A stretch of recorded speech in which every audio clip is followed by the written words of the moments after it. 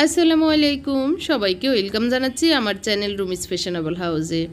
আজকে আমার ভিডিওতে যা যা থাকছে, সেহরির জন্য রান্না কি করেছি সেটা দেখাবো, তারপরে ইফতারিতে কি কি করছি সেটাও দেখাবো। তো এখন সকালবেলা আসলে আমার যে কাজের মেয়েটা আসে, ও কাজ করে দিয়ে যাওয়ার পরে 11টার দিকে ভাবলাম যে এই কাজটা করি, অনেক দিন আগে কেটে রেখেছি। সময় সুযোগের অভাবে আবার মেশিনও খারাপ ছিল, সেই কারণেও মানে সেলাই করা হয়নি। তো আজকে বসে গেলাম দম খিসে আর কি। ভাবলাম যে এটা করেই ফেলি, না হয় থেকে যাবে, আরও কতগুলো সেলাইয়ের কাজ বাকি আছে, সেগুলো করতে হবে। তো এই কারণে বসে গিয়েছে। প্রথমে আমি ধরেছি কামিজটার কাজটা সেলাই করছি। তো আমি আসলে ভালো কোনো কারিগর না, মানে ভালো কোনো সেলাইয়ের দক্ষ কারিগর না। নর্মালি আমি যতটুকু নিজে নিজে পারি সেটাই করছি আর কি। তো এখন এই বাটিকের কাপড়টাতে অনেক মানে কাপড় কম, যার কারণে অনেক জোড়া দিতে হচ্ছে। তো হাতাতেও জোড়া দিতে হবে, তো সেই কারণে আমি এখন প্রথমে একটা হাতায় দুইটা করে জোড়া দিয়ে দুই পাশে তারপরে হাতা বাড়াতে হবে আর কি, হাতের নিচে জোড়াগুলি পড়বে। তো সেই কারণে এখন জোড়াগুলি লাগিয়ে নিচ্ছি। তো প্রথমে কামিজটা শেষ করে তারপরে সালোয়ারটা ধরে দুইটাই আজকে শেষ করব ইনশাল্লাহ, আল্লাহ যদি সাহায্য করে আর কি। মেশিন যদি ভালো থাকে তাহলেই সম্ভব, মেশিন খড়র বড়র করলে আর করতে ইচ্ছে করে না। তো যাই হোক, এখন আমি সোজাসুজি করে জয়েন্টগুলো দিয়ে দিচ্ছি, আর এইভাবে আমি করে নিচ্ছি। অনেকেই বলেছেন আমি সেলাইয়ের কাজ দেখাতে, তো আসলে আমি তো আসলে মানে ওই রকম বেশি ভালো পারি বা আপনাদেরকে ভালো শিখাতে পারবো সেরকম মনে হয় পারবো না। কারণ হচ্ছে এই সেলাইয়ের কাজ শেখানোটা অনেক সময়েরও ব্যাপার, অনেক মানে ঝামেলার ব্যাপার। দেখানো এটা মানে কিভাবে কি করব আমি নিজেও বুঝি না, এই আর কি, মানে দেখানোটা আর কি। তো এখন আমি হাতায় জয়েন্টগুলো একে একে দুইটাতেই দিয়ে দিচ্ছি, দিয়ে তারপরে হাতা লাগানোর আগে প্রথমে গলাটা লাগিয়ে নেব। আর এক বোন বলেছেন বক্রম দিয়ে, মানে গলা কাটার আগে গলা আলাদা কাপড়ে বক্রম দিয়ে করা। তো আমি সেভাবে করি না, আমার কাছে ওইভাবে একটু কঠিন মনে হয়।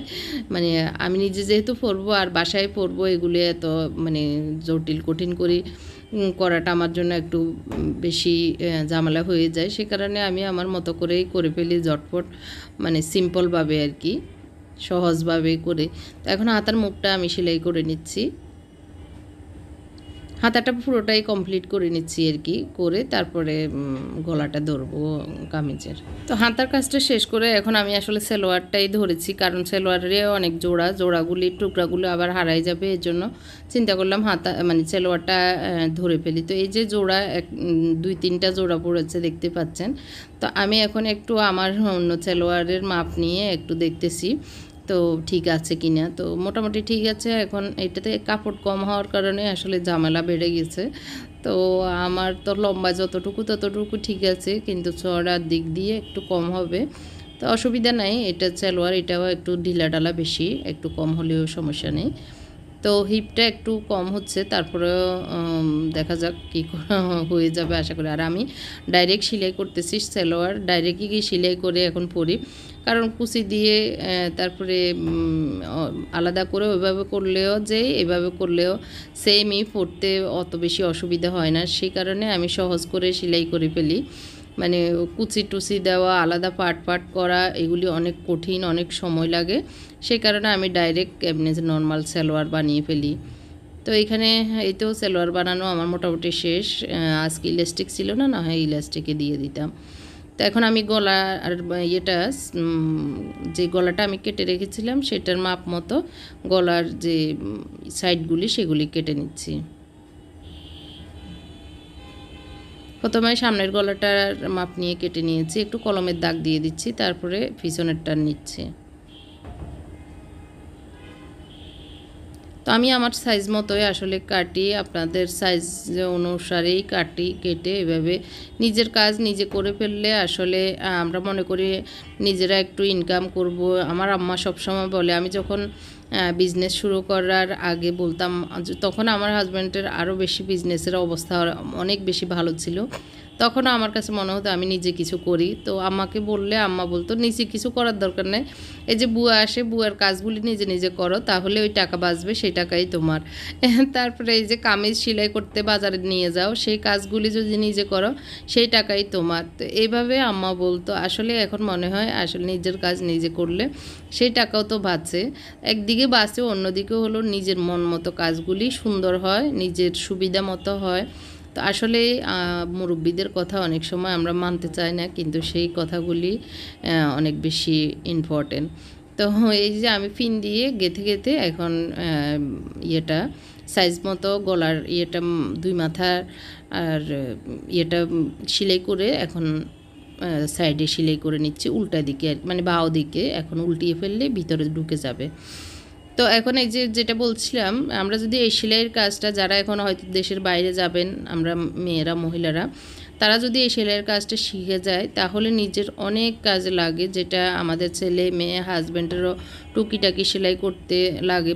দেশের বাইরে কিন্তু এই সেলাইয়ের জন্য অনেক কষ্ট করতে হয়, বা এরকম টুকিটাকি কাজের জন্য পাওয়াটা অনেক বেশি। আমাদের দেশে যেরকম জটফট পাওয়া যায়, ওখানে অনেক টাকা দিয়েও কিন্তু পাওয়া যায় না। তো এই কাজগুলি একটু শিখে ফেললে, একটু মানে কষ্ট করে নিজের মাথায় ঢুকাই ফেললে কিন্তু নিজের কাজ নিজে করতে পারলে অনেক বেশি সাশ্রয়, টাকার সাশ্রয়, তারপরে হচ্ছে সুবিধা অনেক, মানে নিজের মন মতো হয়, নিজের পছন্দ মতো হয়, পড়তে টরতেও আরাম হয়। তো এই তো আমার মোটামুটি সালোয়ার এবং কামিজ দুইটাই মোটামুটি শেষ। এখন আমি ভাঁজ করে নিচ্ছি।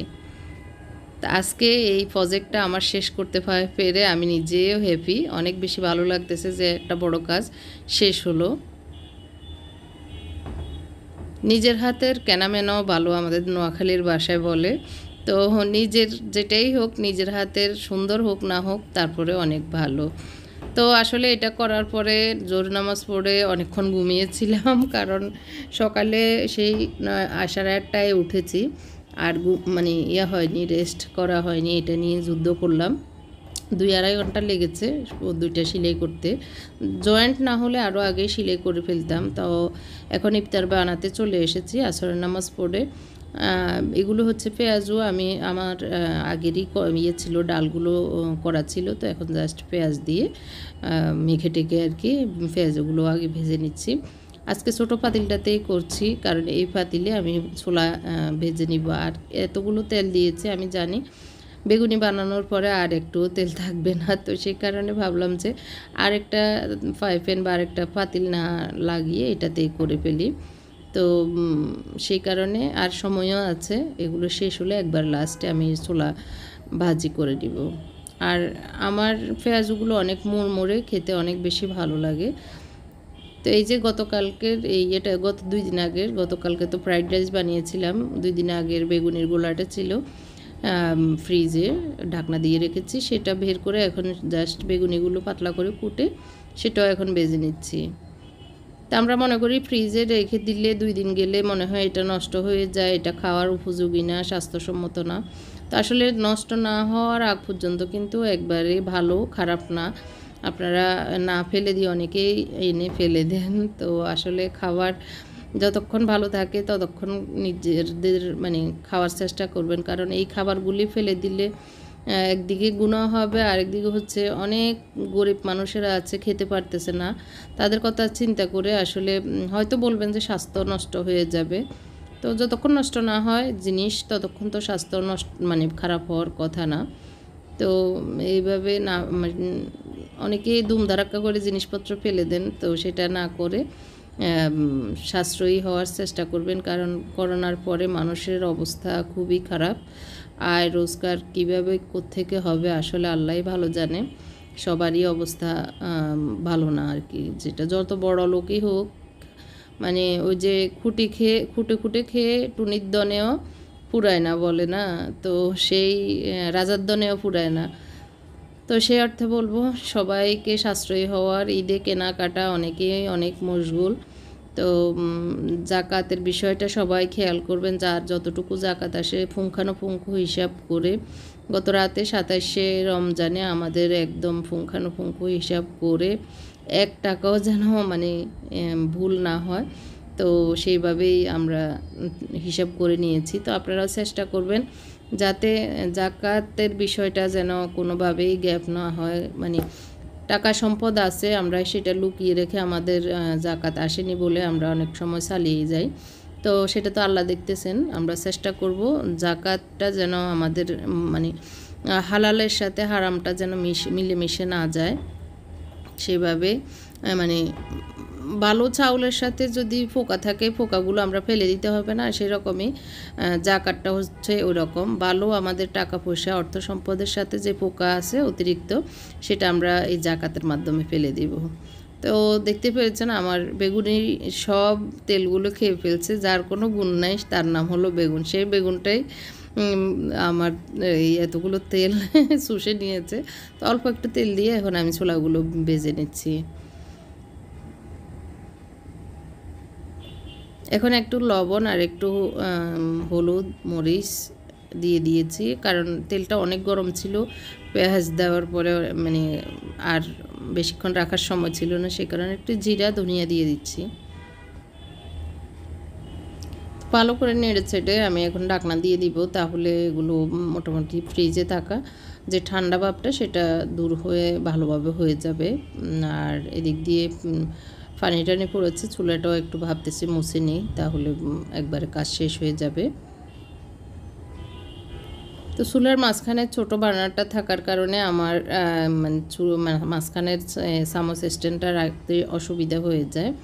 তো যাই হোক, মোটামুটি কাজ শেষ, এখন অনেক সময় আছে। ভাজাগুলো শেষ, ছোলা ভাজিও হয়ে গিয়েছে, টেবিলে এনে রেখেছি। তো ওরা এখন একটু সাজিয়ে গুছিয়ে নিচ্ছে, প্লেটে নিয়ে নিচ্ছে, আর এখন আমি একদম রাজার মতো বসে আছি। ওরা হচ্ছে একদম প্লেট শরবত টরবত এগুলো তিনু ভাই মিলে গুছিয়ে নিচ্ছে।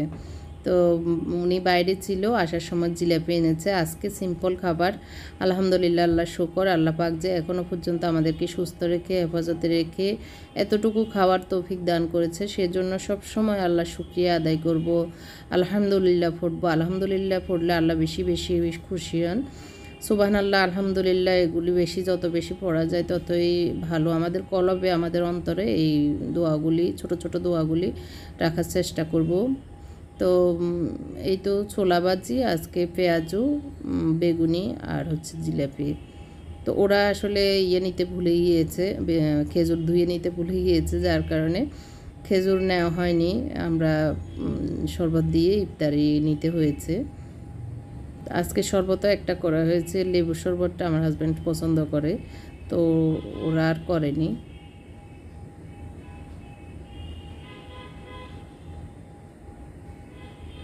জিলাপিগুলো চিকন চিকন, এই বছর আসলে আমি বানানো হয়নি, মুনতাসির অনেক দিন বলতেছে। তো এই যে পেঁয়াজগুলো খুব মুড়মুড়ে, খেতে অনেক ভালো লাগে।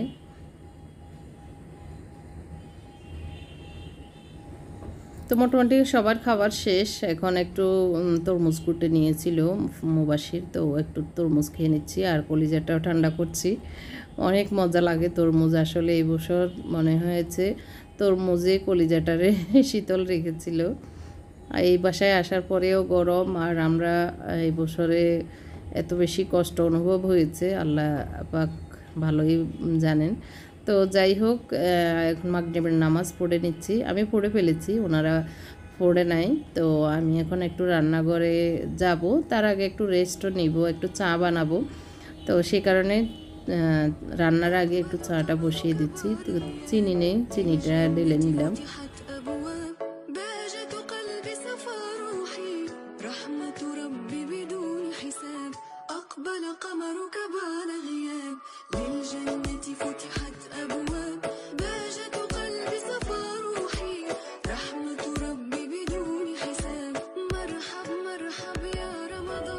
এই তো চাটা রেডি, আমরা দুজনে মিলে একটু চা খেয়ে শক্তি করে নিচ্ছি, নামাজ পড়তে ভালো লাগবে।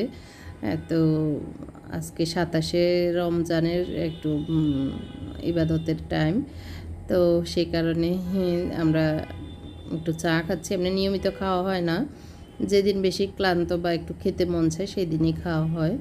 তো খাওয়া শেষে টেবিলে নিয়ে রেখে দিচ্ছি, এরপরে একটু রেস্ট নিব, নিয়ে তারপর রান্নাঘরে যাব। তো একটু বারান্দায় বসে আছি, দেখতেছি অনেক মানুষ, এত মানুষ, মানে দেখে ভয় লাগতেছে আসলে করোনার জন্য আর কি, না হয়তো এমনি কিসের ভয়। করোনা আল্লাহ যদি সবাইকে হেফাজতে রাখে, আমাদের বাংলাদেশটাকে যদি একটু এখনও যেরকম আছে সেরকম রাখে তাও অনেক ভালো, আল্লাহ পাক রহমত করুক। এখন কিন্তু রাত প্রায় 9:30-10টা বাজে। তো এসে ভাত বসিয়ে দিয়েছি, দিয়ে এখন আমি একটু ঢেঁড়স ভেজে নেব। তো ঢেঁড়স ধুয়ে দিচ্ছি।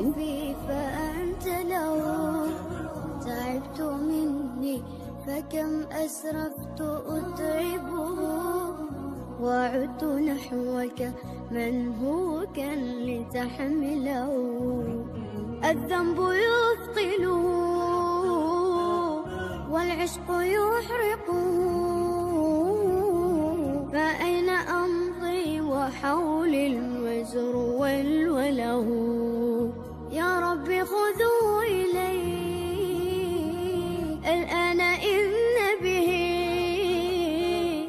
شوقا يرتل فيه। বেগুনি ভাজার পরে একটু বেগুন ছিল পাতলা পাতলা কুটা, তো ভাবলাম যে ঢেঁড়সের সাথে এটাও নরম মিলে যাবে, তো ওগুলো দিয়ে দিয়েছি। একটু রসুন প্রথমে মানে ভেজে তারপরে পেঁয়াজগুলো দিয়ে দিব। তো মুরগির গোশত রান্না করেছি আর হচ্ছে এখন ঢেঁড়স ভাজবো, ভাত হয়েছে। তো গরম গরম একটু আজকে সেহরির খাবার এটাই। আর এখন প্রায় 12:30-1টা বাজে আমি এসেছি রান্না করতে, কারণ রেস্ট নিয়েছি। এর ভিতরে আমি একটা DIY করেছি, ইনশাল্লাহ দেখাবো সামনের ভিডিওতে। তো সেই কারণে একটু দেরি হয়ে গেছে, সব রেডি করে রেখেছি। তো ভাবলাম যে এখন তো আর খাওয়া হবে না, রান্না করব, অসুবিধা নাই। তো এখন সেই কারণে প্রায় একটা বাজবে মনে হয় এখন। তো এই সময় এসেছি। তো আমি একটু লবণ আর একটু হলুদ দিয়ে ভেজে নিয়েছি, পেঁয়াজ, তারপরে রসুন, কাঁচামরিচ। হলুদ সবসময় দিই না, আজকে একটু দিলাম। হলুদ না দিলে একটু হলুদ হয়ে যায়, আর এমনি সাদা সাদা সবুজ সবুজ খেতেই ভালো লাগে, ওটাই পছন্দ করে আমার হাজব্যান্ড। তো এই তো হয়ে গিয়েছে, আমি খেয়ে নিচ্ছি, কারণ আমার খিদা লেগেছে, ওরা একটু পরেই খাবে। তো আমি আর খাবো না আর কি, একবারে খেয়ে নিয়েছি নিয়ত করে, সেহরির খাবার নিয়ত করে। তো এরপরে নামাজ পড়ে একবারে শুয়ে পড়বো। আজকের মতো এখানেই বিদায় নিচ্ছি। ভিডিওটি কেমন লেগেছে বা ব্লগটি কেমন লেগেছে কমেন্ট করে জানাতে ভুলবেন না, আর লাইকটিও দিয়ে দিবেন। আল্লাহ হাফেজ, আসসালামু আলাইকুম।